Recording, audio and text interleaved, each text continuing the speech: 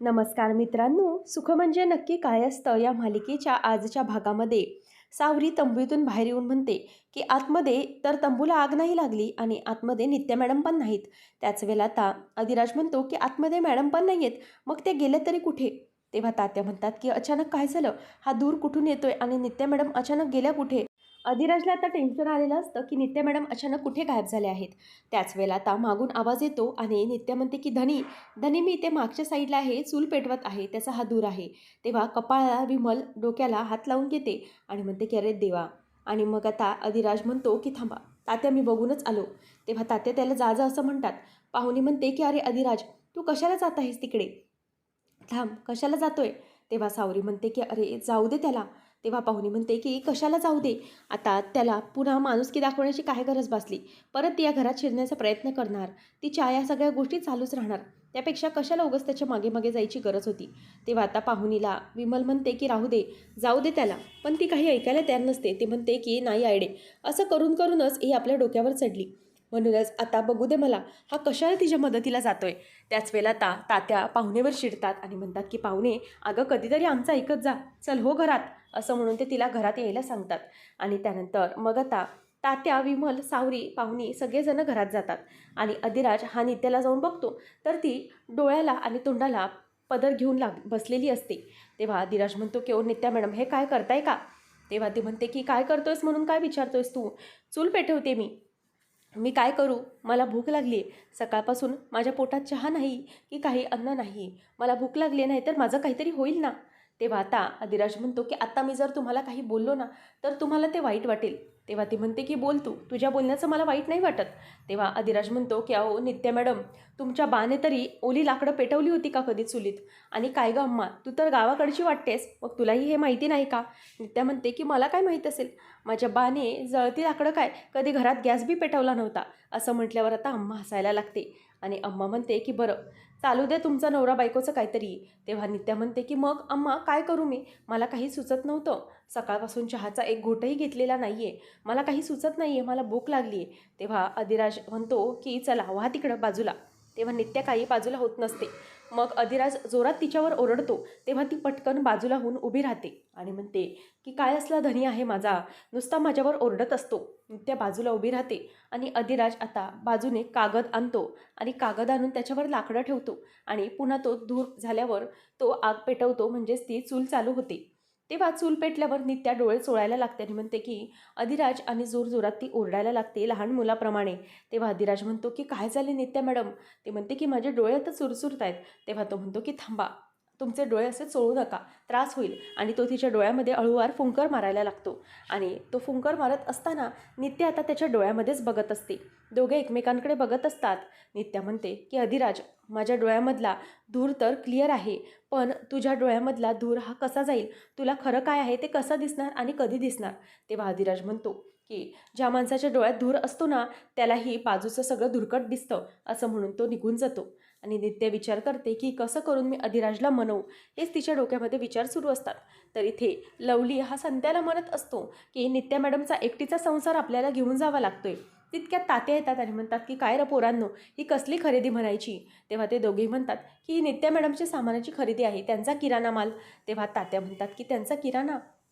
मग लवली म्हणतो की हो तात्या, तुमचा ना काहीतरी गैरसमज झाला आहे. ज्या दिवशी तुमची कोणी कंप्लेंट केली ना, त्या दिवशी नित्या मॅडम दिवसभर आमच्याबरोबर होत्या, भंगारवाल्याला शोधत होता, त्या नागाची प्रतिमा शोधण्यासाठी. तेव्हा तात्या म्हणतात की काय बोलताय पोरांनो, खरं की काय? तेव्हा मग मुलं म्हणतात की हो, खरंच सांगतोय, तुम्हाला कोणीतरी फसवलंय, नित्या मॅडम असं कधीच करणार नाहीत. तेव्हा तात्यांना समजतं की आपण केलेली चूक आहे. नित्या मॅडमबद्दल ते विचार करू लागतात आणि म्हणतात की त्यांनी न केलेल्या चुकीची शिक्षा त्यांना भोगावी लागते. आणि पोरांनी मला सांगितलं म्हणून माझे डोळे उघडले, खरं काय ते बघितलंच पाहिजे, असं ते विचार करत असतात. त्याच वेळेला त्यांच्या समोर येऊन सोमनाथ उभा राहतो आणि म्हणतो की एक मिनिट थांबा, मला जरा तुमच्या वाढदिवसाच्या तारखा सांगा. तेव्हा लगेच संत्या म्हणतो की काय वाढदिवसाला काही गिफ्ट पाठवणार आहे का? तेव्हा लवली म्हणतो की माझ्या वाढदिवसाची तारीख बघण्यासाठी ना कोणाला तरी वर जावं लागेल. काय ना, माझे आई वडील वर गेले, त्यांना ती तारीख माहीत असेल, मला तर ही तारीख माहिती नाही आणि तुम्हाला त्यासाठी वर जावं लागेल. तेव्हा आता सोमनाथ गप्पच बसतो. नंतर संत्या म्हणतो की मलाही काही तारीख बिरीख माहीत नाही, असं म्हणून ते दोघेही तिथून निघून जातात. सोमनाथ डोक्याला हात लावून म्हणतो की हे तर बाबा डोक्याचंच काम आहे. काय करायचं? मृगशीर्ष नक्षत्रातली व्यक्ती कशी शोधायची, असं त्याच्या डोक्यात विचार सुरू असतो. त्याच वेळेला आता तंबूमध्ये बसलेल्या नित्या आणि अम्माकडे तात्या येतात. तेव्हा तात्यांना बघून ते म्हणते की तात्या या बसा, चहा घेणार का? तेव्हा तात्या म्हणतात, चहाला मी कधी नाही म्हणत असतो का? तेव्हा ती चहा देते आणि म्हणतात की खरंच खूप छान झाला आहे चहा. की दिवस तुमच्या चहाची सवय मोडली होती, आता खरंच खूप बरं वाटलं. तेव्हा नित्या म्हणते की घाबरू नका, मी तुम्हाला कधी सवय मोडू देणार नाही, अगदी न चुकता तुम्हाला रोज चहा देत जाईन मी. तेव्हा आता तात्या म्हणतात की खरंच मला खूप वाईट वाटतंय, तुमच्यावर ही वेळ आली येते. तेव्हा तू काही केलं नाही हे मला समजलं, असं म्हटल्यावर आता ते गप्प होतात आणि म्हणतात की सॉरी, मी ओघाओघामध्ये तुम्हीच्या जागी तू बोलून गेलो. तेव्हा नित्या म्हणते की अहो असं तात्या का करताय तुम्ही?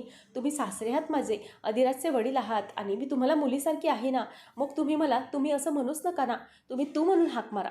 कुठला सासऱ्या आपल्या मुलीला म्हणजेच आपल्या सुनेला तू मी अशी हाक मारतो, तसंच तुम्हीही मला तू अशीच हाक मार. आणि हे ऐकून मला खरंच खूप बरं वाटलं की तुम्ही मला तू अशी आपुलकीने हाक मारलात. तेव्हा तात्या म्हणतात की मला आता रस्त्यात संत्या आणि लवली मिळाली, तेव्हा त्यांनी मला सांगितलं की तुम्ही काय बी केलेलं नाही. तेव्हा मला खरं कळालं की यात तुमची काहीच चूक नाही, पण माझ्या अधिराजचं या सगळ्यात कसे डोळे उघडणार काय माहिती. तेव्हा ती म्हणते की अजिबात काळजी करू नका, सगळं काही व्यवस्थित होईल. अधिराजच्या जे मनामध्ये साठलेलं आहे ते मी नक्कीच बाजूला करेन. नंतर तात्या म्हणतात की मला कळत नाही आहे हे सगळं असं का होतं आहे, तुमच्यावर एकामागोमाग एक संकट यायलं आहे, नक्की तुमच्याबाबत असं कोण काय करतंय, का घडतंय असं. तेव्हा अम्मा पटकन बोलून जाते, हे कोणतरी घडवते. तेव्हा मग नित्या तिचा हात धरते. तात्या म्हणतात की मला माहिती आहे नित्या मॅडम, तुम्ही कधीही काही चुकीचं होऊ देणार नाही, तुम्ही माझ्या घराच्या बाबतीत कधीही चुकीचा विचार करणार नाही, पण लवकरात लवकर तुम्हाला मानाने घरी आणायचं आहे, लवकरात लवकर तुम्हाला तुमच्या घरात न्यायचं आहे मला. तेव्हा मग ती म्हणते की हो तात्या, मी लवकरच येणार आणि अधिराज मला स्वतःच त्या घरात मानाने घेऊन येणार. तेव्हा तात्या म्हणतात की मग मी त्या दिवसाची अगदी मनापासून वाट पाहतोय, आतुरतेने वाट पाहतोय, कधी तू या घरात येतेस आणि कधी पुन्हा मला माझं नेहमीचं रुटीन मिळतं. तात्या म्हणतात की बरं नित्या चल येतो मी, नाहीतर आमची हो कावायची आणि म्हणायची की कुठं गेला होतात तुम्ही. आता ती हसायला लागते. नंतर लगेच आता विमल म्हणते की काय हो, काय कुठे गेला होतात? आता तुम्हाला चहा तर नकोच असेल ना, तुमच्या जिभेची चव गोड झाली असेल. तेव्हा तात्या म्हणतात की हो नको आहे मला चहा. तितक्यात अधिराज तिथे येतो आणि म्हणतो की अगं आयडे, तात्या कधी चहाला नाही म्हणत असतात का? तेव्हा मग आता ती म्हणते की नाही कशाला म्हणतील ते, आता सुनेचा हातच्या चहा पिऊन आलाय ना, तंबूतला चहा गोड लागला असेल त्यांना, बरोबर ना? तेव्हा तात्या म्हणतात की हो आलोय मी पिऊन तंबूमधला चहा, मला त्यांना भेटायचं होतं म्हणून गेलो आणि मला आता कळलंय की त्यांनी काहीच केलेलं नाही. विमल म्हणते की आपल्या मुलाला जमीन विकायला लावून तिने काय केले होते तुम्ही विसरलात का? तेव्हा तात्या म्हणतात की चुका होतातच ना माणसाकडून, पण त्या सुधारल्या जातात आणि माणसं बदलतात, म्हणूनच आपण त्याच गोष्टीवर नाही राहायचं. आणि काय रे अधिराज, जर माझ्या विमलवर असं कोणी बोट दाखवलं असतं तर मी तिच्या पाठीशी खंबीरपणे उभा राहिलो असतो, पण तू तू मात्र वेगळाच वागलास गड्या, तिची साथ द्यायला हवी होतीस तू, असं तात्या म्हणतात. तितक्यात बाहेर धनी ओ धनी अधिराज जाधव असा आवाज येतो. तेव्हा सगळेजण बाहेर येतात. नित्या म्हणते की धनी तुमच्यासाठी मी नाश्ता आणला आहे, पोहे. तेव्हा अधिराज म्हणतो की नको आहेत मला. नित्या म्हणते की घ्या ना, मी खरंच खूप मनापासून आणलेले आहेत, खूप प्रेमाने बनवून आणलेत. तेव्हा विमल म्हणते की त्याचा नाश्ता झाला आहे. त्याच वेळेला नित्या म्हणते की पण मी खूप प्रेमाने आणलेत म्हणून तुम्हाला खावेच लागतील, तुम्ही नाही खाल्ले ना तर मी पण खाणार नाही. तरीही तो ऐकत नाही. नंतर ती म्हणते की तुम्ही नाही खाल्लं तरी मी इथेच असेच घेऊन उभे राहणार. तरी तो आतमध्ये निघून जातो. पाहुणे म्हणते की काय गं, तुला कळत नाही का, हे पोहे कशाला आणलेस तू, तू तुझेच खाते पोहे, आता काय अधिराज तुझ्याकडे पोहे खायला येणार नाही. गेले ते दिवस, राहिल्या त्या आठवणी, म्हणूनच लक्षात ठेव, आता हे पोहे काही तुझे कोणी खाणार नाही.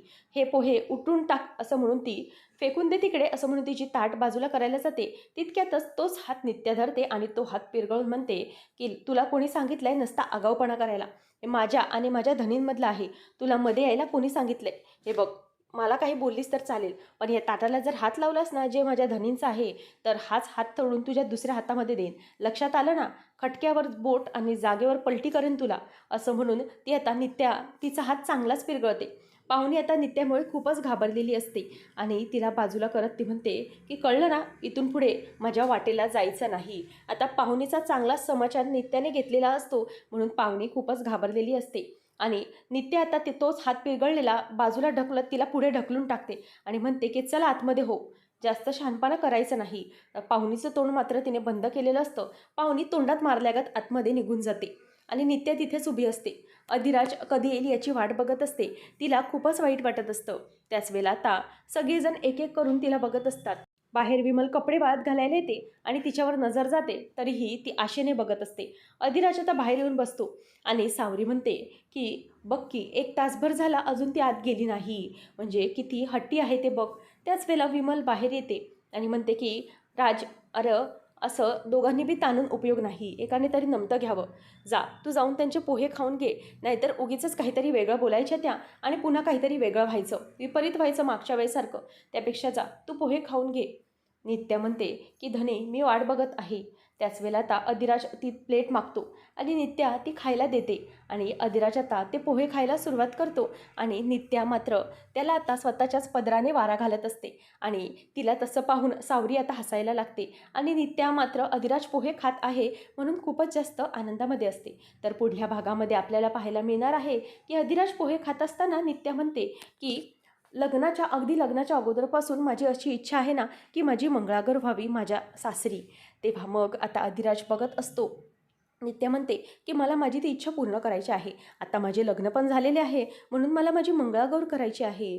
माझी मंगळागौर करूया ना आपण, असं ती अगदी उत्साहाने सगळ्यांना विचारते. त्याच वेळेला अधिराज म्हणतो की नाही, असलं काहीही या घरामध्ये घडणार नाही. लक्षात ठेवा, कसलीही पूजा वगैरे होणार नाही, असं तो सरळ बोलून टाकतो.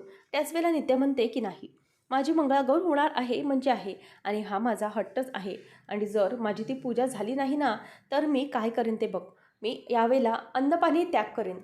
एकतर या घरामध्ये माझी मंगळागौर होईल किंवा माझी या घरातून अंत्ययात्रा निघेल. असं म्हणून ती आता तुळशीला प्रदक्षिणा मारत असते आणि तिला चक्कर आल्यासारखी होत असते. ती गोल गोल तुळशीला प्रदक्षिणा मारत असताना तिला तिथे चक्कर येऊ लागते आणि ग्लानी येऊन ती तिथेच खाली पडायला जाणार असते. अम्मा जोरात आवाज देते गौरी.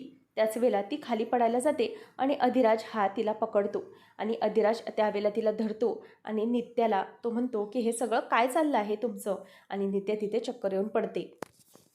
आता नित्याची पहिली मंगळागौर ही पाहुणी आणि शालिनीच्या नाकावर दिसून कशाप्रकारे साजरी होणार हे पाहणं रंजकतेचं ठरणार आहे. अशाच मालिकांच्या अपडेटसाठी आताच आपल्या चॅनलला सबस्क्राईब नक्की करा.